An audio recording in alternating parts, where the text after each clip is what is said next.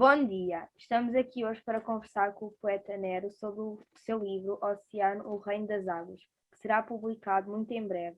Desde já agradecemos a sua disponibilidade por estar connosco e para nos falar deste grande acontecimento que é a publicação de um poema épico de fantasia. Para nós é uma honra este momento.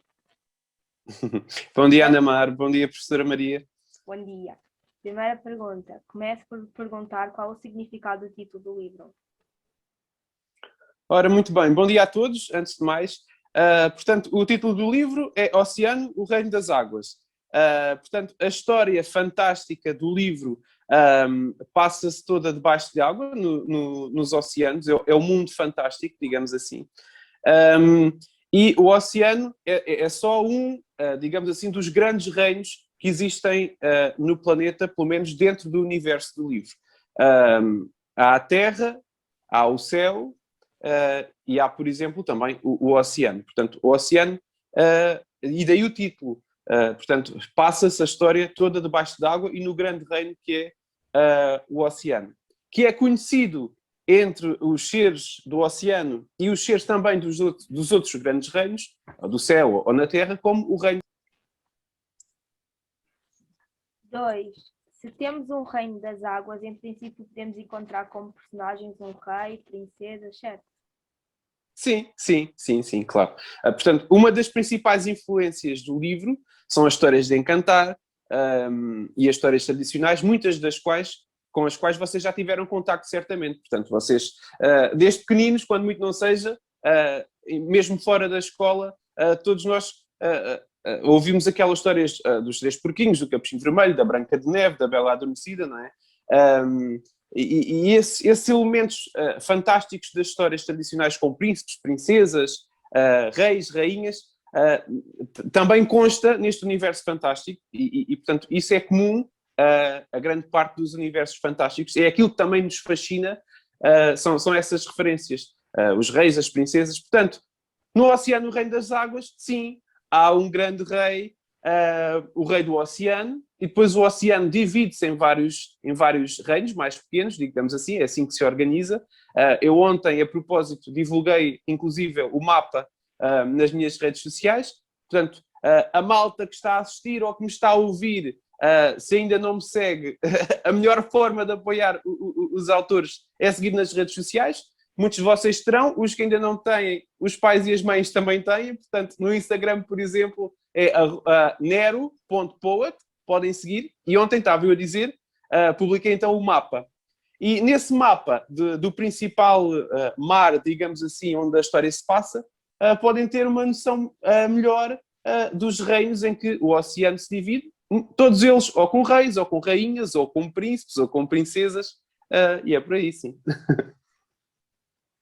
3. Para além do mar, quem mais o inspirou? Sim. As minhas grandes influências, para além dessas histórias de Encantar, claro, são alguns clássicos da literatura, como, por exemplo, a Ilíada, ou a Odisseia. Eu, no meu tempo, eu acho que no sexto ano, nós líamos uma versão que era o Ulisses, da Odisseia, da Maria Alberta Menezes, não é? Não sei se vocês também tiveram contato com essa versão, portanto, uma versão mais infantil da história, digamos assim, ou mais juvenil, e é completamente fascinante aquele universo da viagem, pelo mar fora, o encontro com o Ciclope, com as sereias, não é? Com aqueles seres fantásticos que se vão sucedendo uns aos outros ao longo da história. No cinema, por exemplo, O Senhor dos Anéis, também, portanto, a viagem do herói, com os vários perigos que vai superando, e a cada paragem ou tem os orcs, ou tem os trolls, portanto, e muitos de vocês que também jogam jogos de computador, certamente, nestes universos fantásticos, portanto, encarnam muitas vezes a personagem do herói e depois têm que enfrentar vários perigos para vencer o vilão, não é? Portanto, e essas são, digamos assim, as influências. Esse é o cânon da história. E o protagonista do Oceano, o Reino das Águas, vai ter também um percurso, que depois vai ser um bocado um percurso de desconstrução desse cânon. Mas como vocês têm 12, 13 anos, eu não vou aprofundar muito por aí. que é para a conversa não ficar secante. 4. Já tive a oportunidade de ver a capa que considero lindíssima. O que nos pode dizer sobre a sua concepção, o seu significado e a sua simbologia? Sim, aquilo que eu revelei, na verdade, não é a capa, é o frontispício. O frontispício, não fico surpreendida, mas há uma distinção. O frontispício é um termo que vem da arquitetura e que diz respeito, por exemplo, à fachada dos edifícios, à porta principal, às colunas que muitas vezes contornam a porta principal, os batentes, etc. E muita da literatura que se fazia, nomeadamente durante o Renascimento, que recuperou muita dessa influência, os livros tinham, na sua primeira página, que é chamada a folha de rosto, recuperavam e desenhavam frontispícios onde envolviam o título da obra, digamos assim. Portanto, o frontispício é essa referência arquitetónica transportada para o livro, onde consta muitas vezes o título do livro. E eu, como quis trazer muita dessa influência dos livros antigos para este, acabei por querer um frontispício. Acho que era giro. E foi aquilo que tu viste, que eu publiquei nas redes sociais, foi o frontispício da obra. Agora, o frontispício também vai constar na capa. A capa vai ter o mesmo frontispício, vai ter outras cores, outras texturas, outros elementos, e a capa muito provavelmente vai ser revelada para a semana, a capa oficial do livro. Em termos de simbologias, e respondendo à outra parte da tua questão, o oceano, a história do oceano está repleta de símbolos. Os búzios, as estrelas, os ossos, as pérolas, todos esses pequenos elementos têm simbologias específicas dentro da história. Muitas delas coincidem ou não com as simbologias de outras histórias de Encantado. E, portanto, só depois de se ler a história é que se vai perceber melhor como o frontispício e todos aqueles elementos que lá estão dispostos fazem sentido à luz da história. Temos lá, por exemplo, uma sereia, um sereio, né? Um tritão, como dizem, e que tem um nome específico dentro da história, que representa o masculino, o feminino, e a história, como, de certa forma, é uma metáfora da humanidade, há muitos dos elementos que constam no frontispício e na capa que dizem muito respeito ao homem e àquilo que o homem vai representar dentro da história. Já alguém está a dormir por aí a ouvir esta conversa deliciosa? Ou ainda não? 5. Ao ver as suas lives, vi que nos fala de um chamamento. O que significa esse chamamento na construção do sentido global da mensagem? Sim, portanto, aquilo a que tu te referes é aquilo que eu revelei num dos vídeos ou numa das lives que tem que ver com o início da história.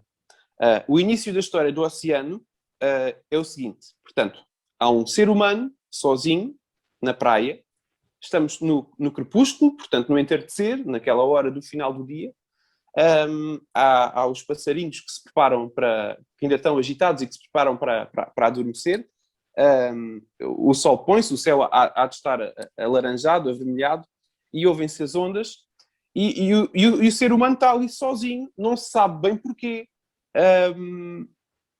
e no meio dessa solidão toda, há uma luz que se acende ao fundo do mar, não é? uma luz azulada, e que começa a avançar para a praia, em direção ao homem. Aí o mistério é absoluto, tanto para o homem como para quem lê, e começam-se a ouvir ao mesmo tempo segredos, murmúrios, vozes que se intensificam cada vez mais, como que o chamando. O homem, atraído pela luz, avança mar adentro, vai ter com o búzio, ajoelha-se, agarra-o, toca-o, e no momento em que o toca, aparece magicamente um ser feminino à sua frente e que o convida a ir com ela oceano adentro. Quando o ser desaparece, o homem agarra o búzio e o búzio magicamente avança mar adentro e o homem é atraído às profundezas. Há como que um chamamento que, de certa forma, funciona a vários níveis. Isto alegoricamente falando. Alegoria, que é um recurso estilístico, que se não estão a ver, logo a seguir esta entrevista, podem rever ou relembrar com a vossa professora de português. Dizia eu, isto em termos alegóricos funciona a vários níveis. É um chamamento dentro da história para a personagem, mas é também um chamamento para o leitor, não é? O leitor põe-se no lugar do homem e é chamado também às profundezas através da história. E é também um chamamento noutro nível, quase no nível fora da história, metadiegético, também podem aprofundar eventualmente. Foi o meu chamamento enquanto escritor, não é? As imagens vêm-me à cabeça para formar a história, e a história nasce, e é exatamente da mesma forma como vocês, leitores, são atraídos e como a personagem principal é atraída para a história. Eu, na minha cabeça, tenho um búzio que avança na minha direção. Sou eu que estou naquela praia. Eu estou com aquela personagem. Sou eu que lhe vou dar voz. E eu sou com ela, com essa personagem, com o protagonista, chamado oceano adentro. Portanto, o chamamento funciona a esse nível. E é isso que significa no contexto da obra.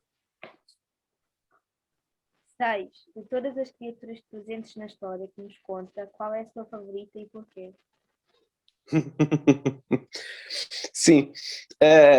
Como em todos os universos fantásticos, o mundo do oceano é povoado por várias espécies, muitas delas, ou algumas delas, que vocês conhecem, como, por exemplo, as sereias, das quais já falámos, e que no universo do oceano se chamam Warums. Mas temos outras criaturas, temos os Warals, que são seres mais semelhantes ao homem, mas que têm leques nos braços, leques nas pernas, têm dedos extensíveis nos pés, olhos que se acendem à noite, porque no oceano é tudo muito mais escuro. É muito mais escuro vendo da nossa perspectiva, do ser humano, da perspectiva dos seres aquáticos. Não é assim tão escuro quanto isso, mas ainda assim as profundezas aquilo é muito fundo, portanto há seres, e isto não é fantasia, isto é realidade. Dentro do oceano há a bioluminescência, não é? Há seres que brilham no escuro. Há praias, por exemplo, e isto nem é nas profundezas. O krill, portanto os camarões, aquilo que serve de alimento às baleias, por exemplo, em muitas das praias tropicais acendem-se à noite e são autênticos espetáculos que chegam até às margens da praia. Há todo um mundo luminoso que é absolutamente fascinante. Se quiserem pesquisar no YouTube sobre bioluminescência no oceano, é absolutamente mágico. E essa foi uma das características que eu trouxe para a fantasia. Portanto, e seres como os Warals, por exemplo, têm olhos que brilham no escuro. Eu fui buscar também seres que existiram no pré-jurássico, no Jurássico, e que já estão completamente extintos, e trouxe-os de volta à vida com esta história. Cruzei seres, cruzei influências, criei os dragões do mar, que também são os Drains, que vocês depois vão conhecer quando se aventurarem debaixo d'água. Têm os Rolls, que são dos seres mais cómicos, eu acho.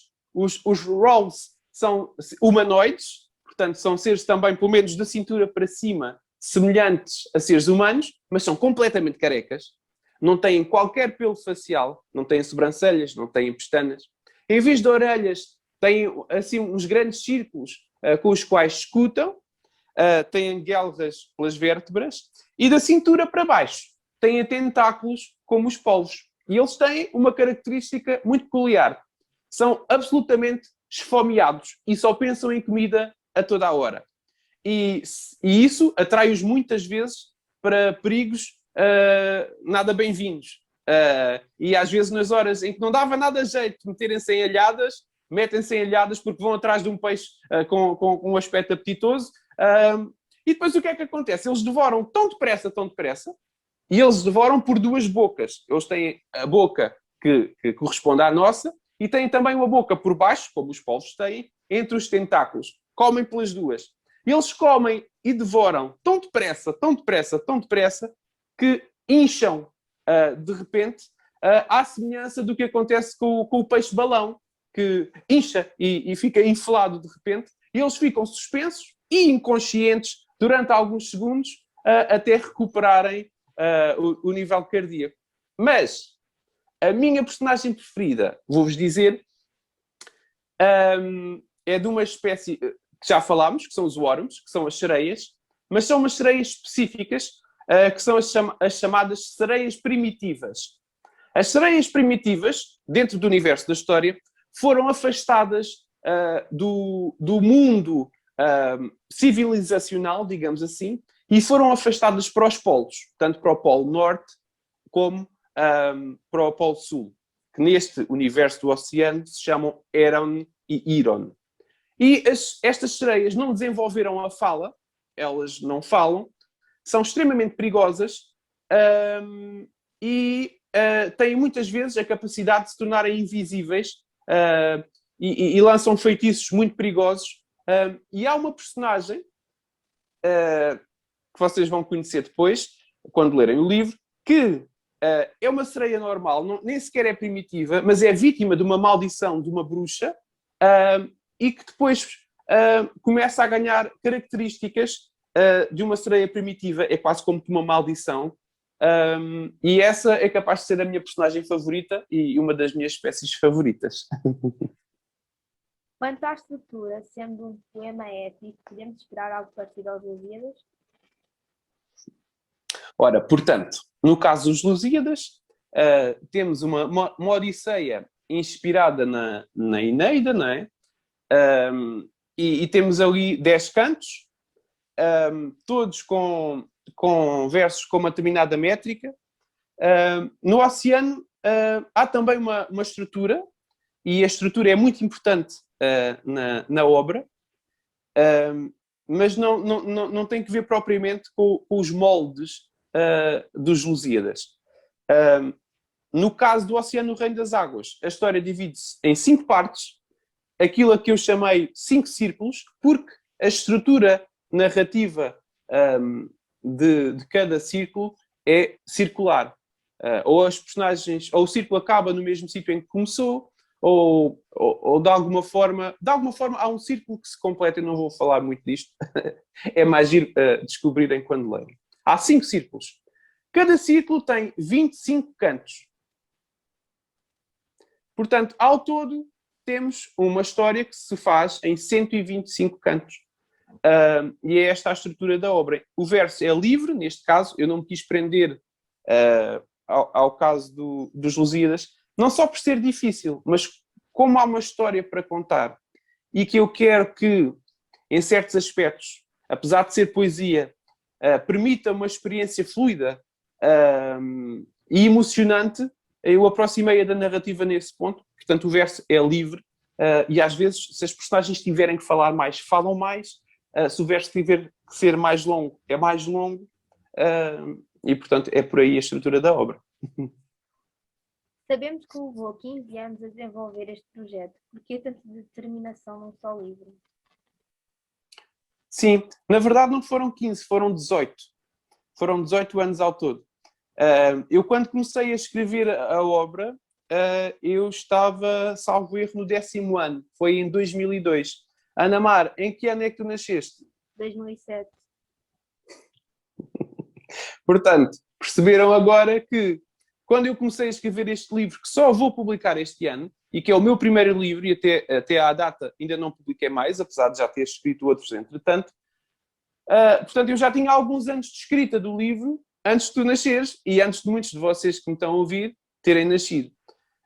E realmente, em termos de determinação, não é muito comum a persistência de uma ideia durante tanto tempo em quem escreve.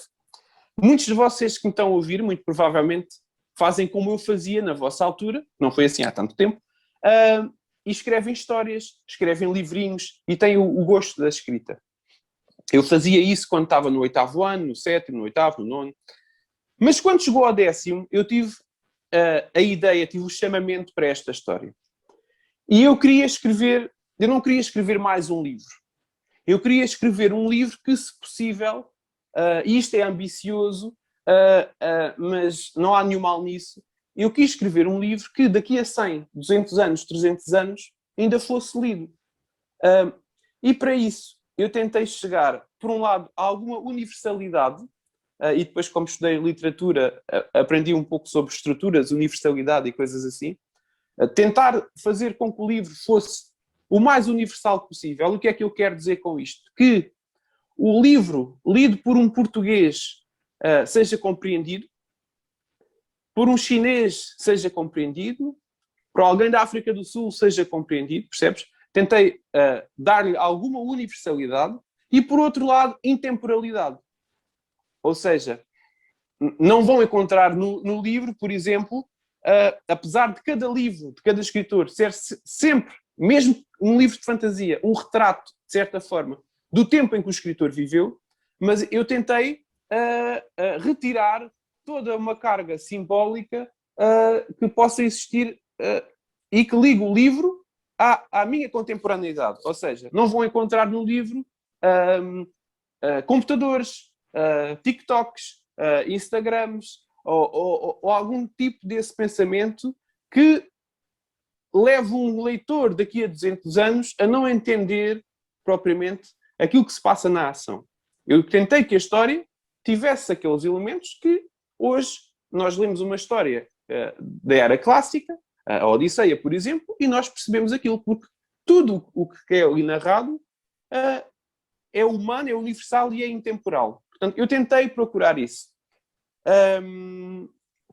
Lembra-me qual foi a tua pergunta, por favor, que os argumentos são muitos. Sabemos que levou 15 anos, neste caso 18, exato. Este projeto. Porque tanta determinação? Porque tanta determinação? Eu quis escrever um livro assim, intemporal, universal. E é um desafio muito alto. Sobretudo para um miúdo de 14, 15 anos, que ainda está a desenvolver a sua capacidade de escrita, ainda se está a desenvolver enquanto ser humano. E o que eu tive noção na altura foi que pus a literatura acima do meu ego. Ou seja, eu com 14, 15 anos, 16 vá, eu tinha metade do livro escrito. Na altura não era poesia, era um romance. E eu poderia ter lançado o livro na altura, porque o meu sonho era lançar um livro. Só que eu achei que, com aquela idade e com aquela maturidade, o livro, se eu o publicasse, não chegaria nem por sombras àquilo que eu tinha idealizado para ele. E, portanto, em vez de eu ficar famoso por ter sido o miúdo novo que lançou um livro, uau, ele é espetacular, tão novo e já lançou um livro, eu tentei primeiro aprender, formar-me, ler muito, escrever, errar, aperfeiçoar os meus erros, continuar a ler e tentar encontrar uma voz própria. Porque nós, quando somos miúdos, nós somos fascinados ou pelo Harry Potter, ou pelo Hobbit, ou por livros de vampiros, ou outra coisa qualquer. E, querendo ou não, se nós vamos escrever à semelhança dos autores que nos influenciaram. E eu não queria propriamente ficar na sombra de alguém. Ainda que todos nós sejamos influenciados por alguém ou por alguma coisa, eu tentei primeiro desenvolver-me ao ponto de ter uma voz própria, ou eu achar que tenho uma voz própria, que me diferencie dos outros. E só depois publicar. A minha vida levou-me depois para outros caminhos, profissionais ou não. Nem sempre, durante estes 18 anos, eu estive a escrever. Nós temos que viver, nós todos, vocês também, nós todos temos que escrever, a viver. A nossa vida não é só literatura, não é só livros, é uma parte super importante, mas se nós só vivermos para os sonhos, nós esquecemos de muitas outras coisas que nos fazem pessoas, na nossa convivência com os nossos amigos, com as nossas famílias. E, na verdade, é precisamente das nossas amizades e das nossas relações familiares e da nossa experiência de vida que vem o conhecimento e o saber e a maturidade para nós ganharmos uma voz própria e sermos capazes de escrever um livro que seja nosso, o reflexo de nós e que seja diferenciador em relação ao demais que já se escreveu. Este livro é dedicado a alguém especial? Sim. Portanto, numa das primeiras páginas, como se faz em termos de paginação nos livros, é a página da dedicatória. O livro é dedicado a 3 pessoas. A 3 pessoas, não.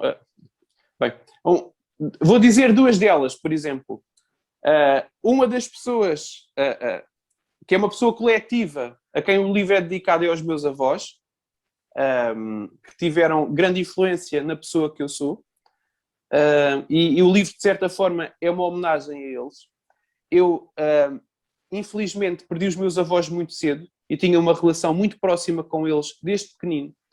Eu, até aos meus 5, 6 anos, não tive muito contacto com crianças da minha idade, o que, de certa forma, acabou por afetar a minha capacidade de relação com os meus pares. Eu, quando fui para a pré-primária ou para a primária, eu tinha muitas dificuldades de socialização com os outros. Os outros tinham muita facilidade sempre em ser amigos uns dos outros, mas eu não. Eu era mais introvertido, eu era mais tímido, ficava corado por tudo e por nada, e as minhas brincadeiras não eram propriamente as brincadeiras deles. Eu não gostava de jogar à bola, eu gostava de ficar fechado no intervalo a brincar com os legos. Eu tinha muita dificuldade em socializar com os outros. E isso aconteceu porque, por algum motivo, eu não tive contacto durante os meus primeiros anos com crianças da minha idade. E isso é muito importante. O meu principal contacto foi com os meus avós e com os amigos dos meus avós. Portanto, sempre com gente mais velha. Naturalmente, os meus interesses, as minhas conversas eram sempre com pessoas mais velhas e daí a dificuldade em relacionar-me com as crianças da minha idade. Mas a vida é toda um caminho e nós estamos sempre a aprender e até aprendermos a socializar-nos cada vez mais com pessoas da nossa idade. Os meus avós foram muito importantes, portanto, por isso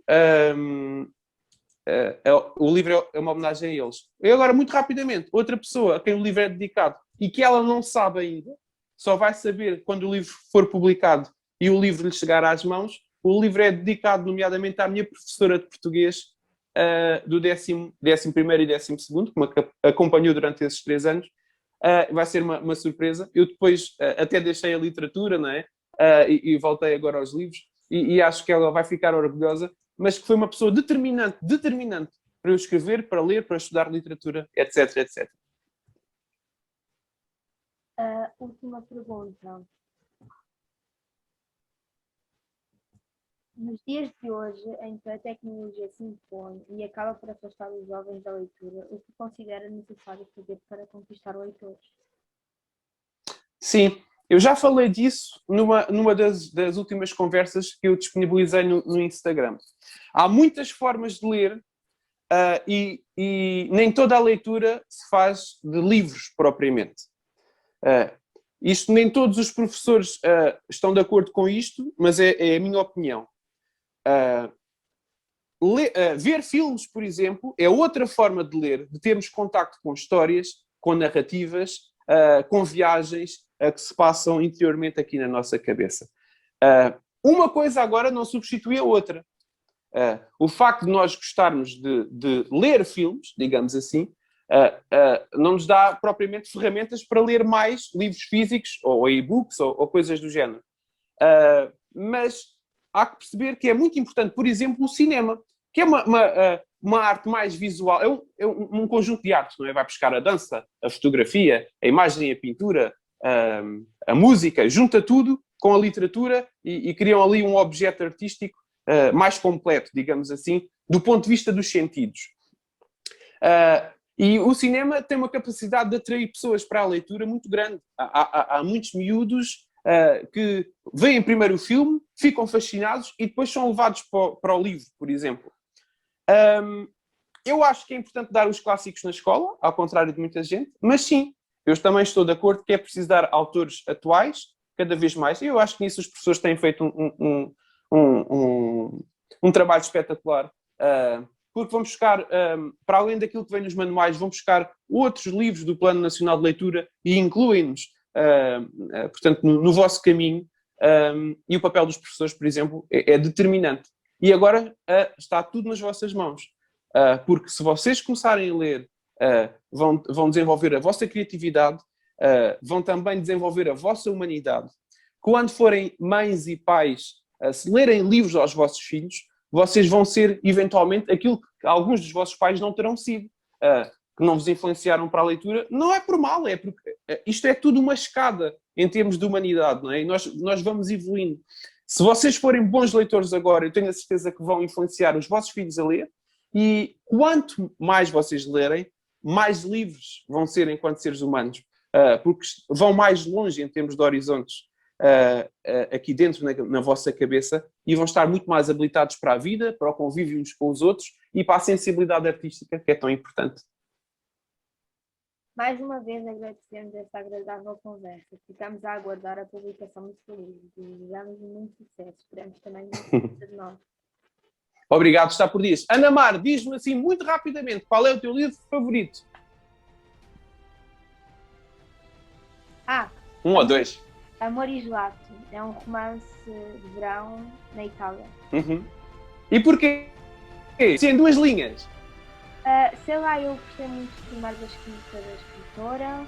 Achei que a leitura foi bem fluida e eu adoro assim romance, é o meu género favorito. Então, quando eu li em um dia, mais ou menos, e eu fiquei apaixonada pelo livro. Gostei muito dos personagens. Só tive um bocadinho de ranço pelo amor.